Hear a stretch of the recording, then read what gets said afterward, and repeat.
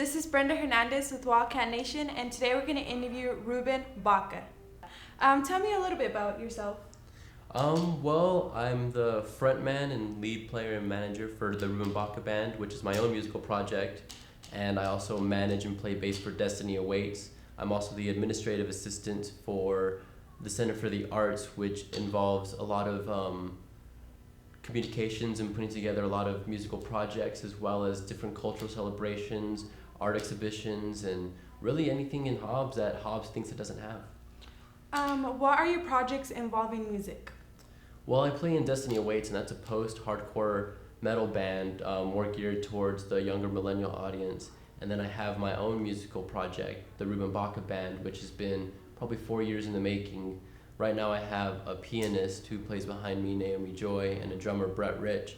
And together we've done about 15 shows in the last 3 months. These guys have been very hardworking and very steadfast with their progress. And it's more geared towards an older audience. I would say it's a blend between Bob Dylan, Amy Winehouse, and My Morning Jacket. I hear that you set up an open mics and an occasional metal show at the Center of Arts.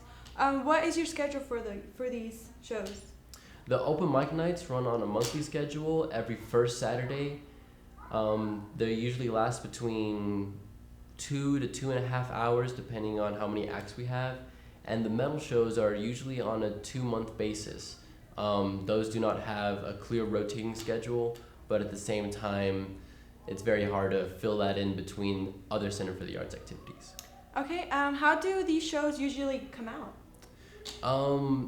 The open mic nights, it's really diverse. Sometimes we'll have 20 different performers from 5 different cities, and we have to cut people away. Sometimes we'll have 4 performers, and the attendance is even more fluctuating. Sometimes we'll have 17 people, sometimes we'll have 56. For the metal shows, we've never had anything under 120. Wow. Okay, when did you first want to become a musician?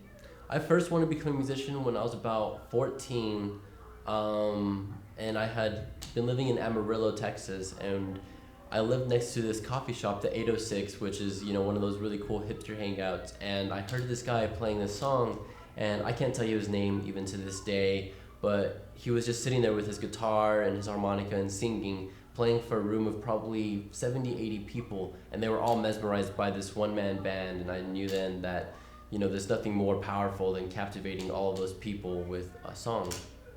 Okay. Where are you playing next? I'm actually playing this Friday in Lubbock at the Depot O Bar for a Toys for Tot function. Hub City Normal, which is a nonprofit organization dedicated to reforming and decriminalizing cannabis. I have worked very closely with this organization in order to bring them to light. A lot of people don't really know how to get involved with them, but you can always look them up. How many instruments do you play?